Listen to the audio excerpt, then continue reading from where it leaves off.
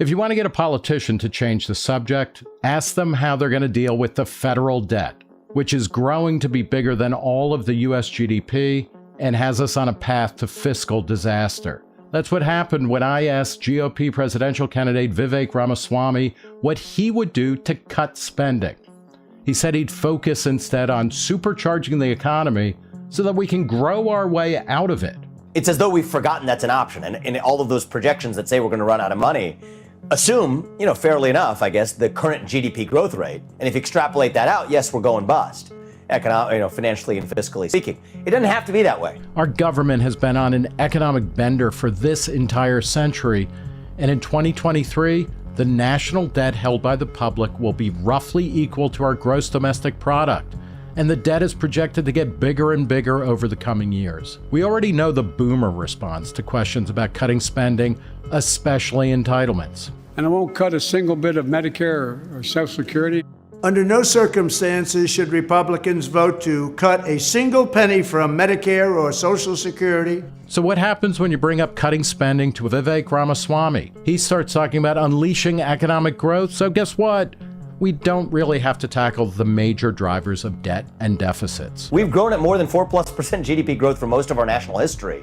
If we get back to a 3 handle, 3 point something, actually, most of those fiscal problems are completely gone.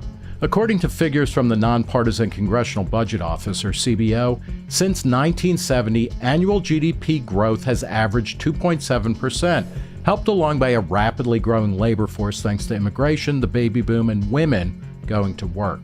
So what happens if Ramaswamy becomes president and is actually able to unleash economic growth that pushes the U.S. economy to average 4% annual GDP growth for 2 full terms?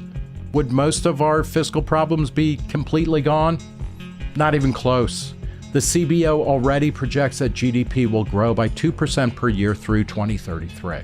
For argument's sake, let's assume that GDP growth runs twice that at 4% a year, a rate far above what it's been so far in the 21st century.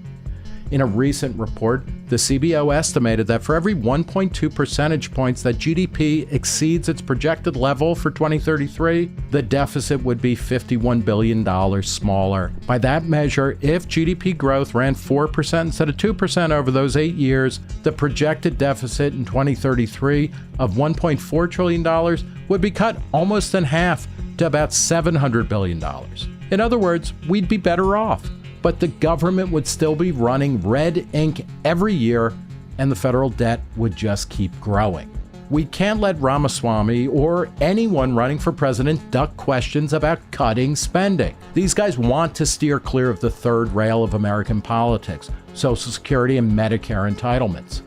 But we have to make them grab it fully with both hands. If we don't start seriously cutting spending and scaling back elder care entitlements, we're not going to balance the budget or stop growing the debt.